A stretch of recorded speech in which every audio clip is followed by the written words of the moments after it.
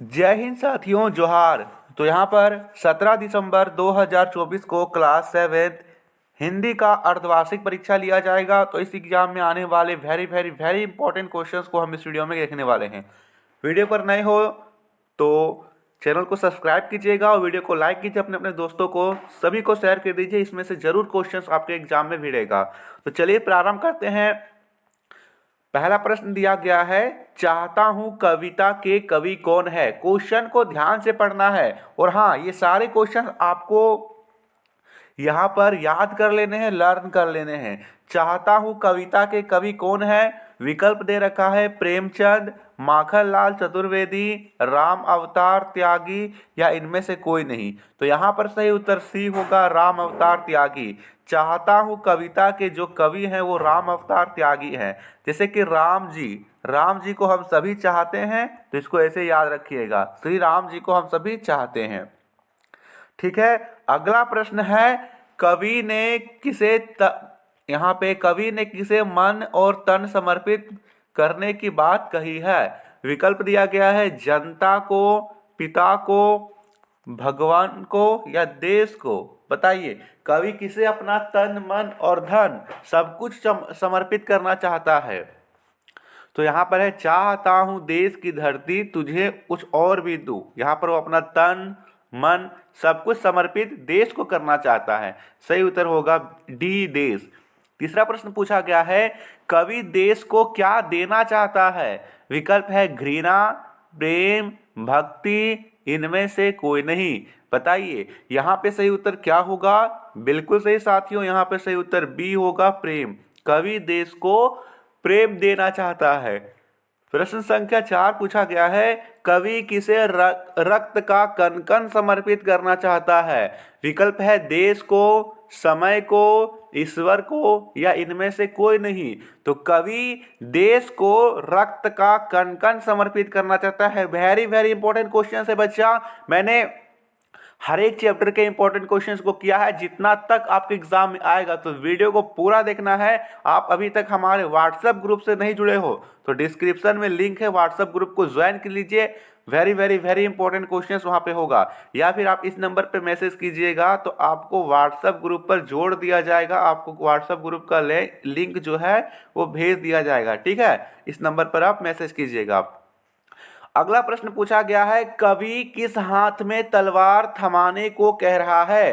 विकल्प है दाएं, बाएं, दोनों या सीधे। बताइए इसका उत्तर क्या होगा।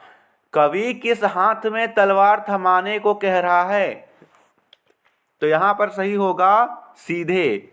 सीधे हाथ में तलवार दे दो और फिर ध्वज थमाने को दूसरे हाथ में बोल रहा है। सीधे यानी कि दाएं हाथ में।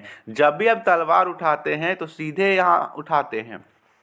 कवि किस हाथ में ध्वज थमाने को कह रहा है। विकल्प है बाएं, दाएं, दोनों या इनमें से कोई नहीं। तो दाएं हाथ में तो हमारा तलवार है, बाएं हाथ में हमारा ध्वज रहेगा। दे रखा है 7वां प्रश्न, इनमें से कौन रक्त का पर्यायवाची शब्द नहीं है। बताना है रक्त को हम क्या नहीं बोलते हैं। खून, शोणित, लोचन या इनमें से कोई नहीं। देखिए खून हम बोलते हैं, लहू भी बोलते हैं, शोणित भी बोलते हैं, लेकिन लोचन नहीं बोलते हैं। सही उत्तर सी हो जाएगा, लोचन। क्या होगा बच्चा, लोचन हो जाएगा।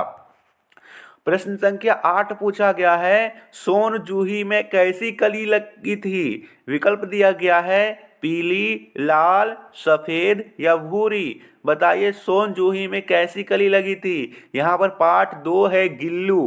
गिल्लू जिसकी लेखिका महादेवी वर्मा है, उसी से पूछा गया है। बिल्कुल सही जवाब आप सभी का। यदि प्रश्न इसका आंसर ए है पीली, तो बिल्कुल सही जवाब है बच्चा, पीली हो जाएगा। 9वां प्रश्न पूछा गया है, लेखिका के घर में कौन सा पालतू पशु था। विकल्प है कुत्ता, तोता, गिलहरी, बतख। यहाँ पे सही उत्तर यदि आप बता रहे हो सी होगा, गिलहरी। बिल्कुल सही है बच्चा, गिलहरी था। लेखिका के घर में यहाँ पे जो गिलहरी था वो पालतू पशु था। अगला प्रश्न है, गिलहरी का नाम क्या था। बुल्ली, गिल्ली, गोलू या नन्हू। तो इसका नाम क्या था, गोलू था। सही उत्तर होगा सी, गोलू या फिर गिल्लू, है ना। याद रखिएगा, गोलू या फिर गिल्लू।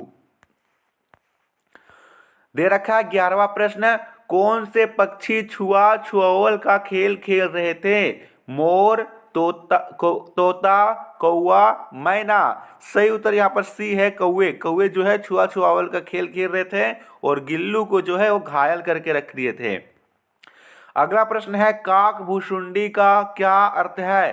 तोता, कौवे, मैना या इनमें से कोई नहीं? तो काक भुसुंडी का अर्थ होता है कौवे। बी विकल्प एकदम सही है बच्चा।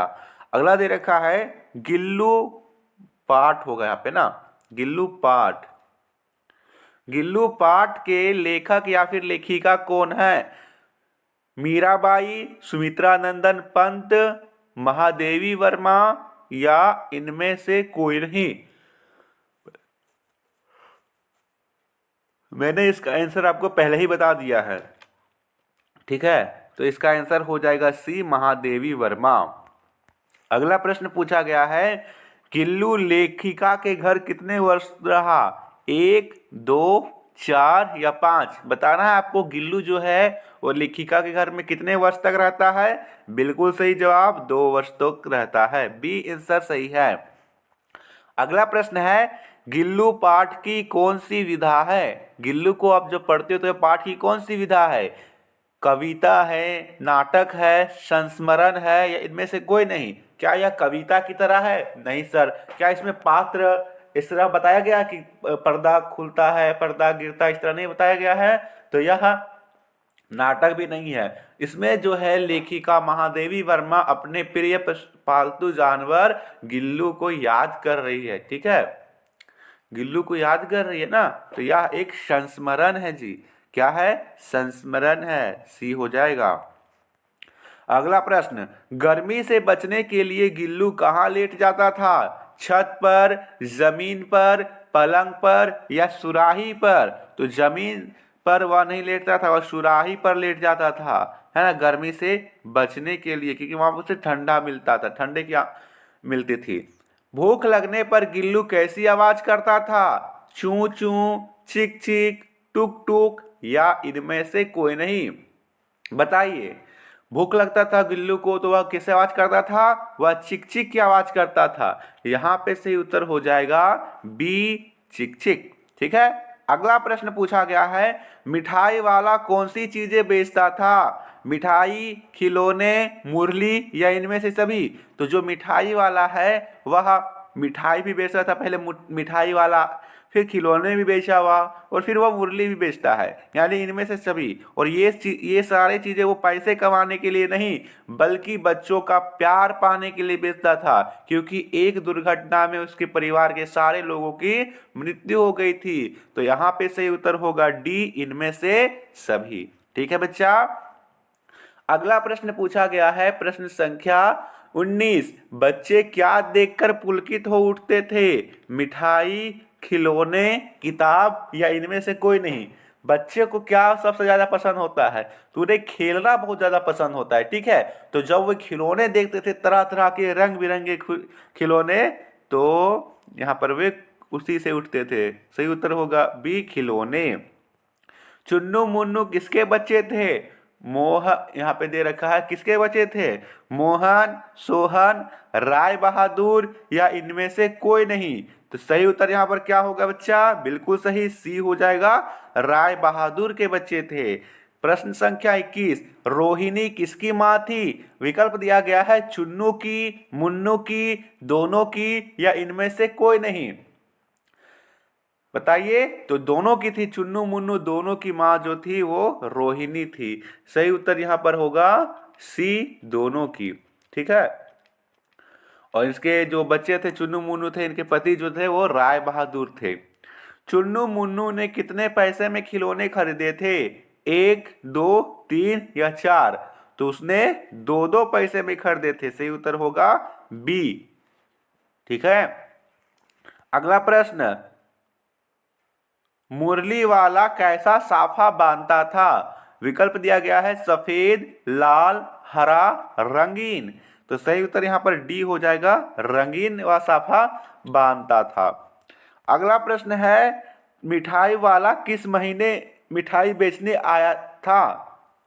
गर्मी, सर्दी, बरसात या इनमें से कोई नहीं। बताइए, मिठाई वाला किस महीने में मिठाई बेचने आया था? तो वह सर्दी के महीने में आया था। बी विकल्प सही होगा। मिठाई वाला 1 पैसे की कितनी मिठाई दे रहा था? 10, 12, 16 या फिर 20? तो वह 1 पैसे की 16 मिठाई दे रहा था। सी सही होगा। रोहिणी कितने पैसे की मिठाई खरीदती है? 1, 2, 3 या फिर 4? बताइए, रोहिणी कितने पैसे की मिठाई खरीदती है? 4 पैसे की। साथियों, आपको वीडियो पसंद आए तो वीडियो को लाइक करते चलिए और शेयर भी करते चलिए। टोपी किस प्रकार का शब्द है? स्त्रीलिंग, पुल्लिंग, उभयलिंग या इनमें से कोई नहीं? बताइए, जैसे टोपी पीली है, टोपी लाल है, तो यह स्त्रीलिंग शब्द है। तो इस वीडियो में यहीं तक। यह सेट 1 है, सेट 2 आपको जल्द ही मिलेगा। आपको जुड़े रहना है सेट 2 के लिए। धन्यवाद।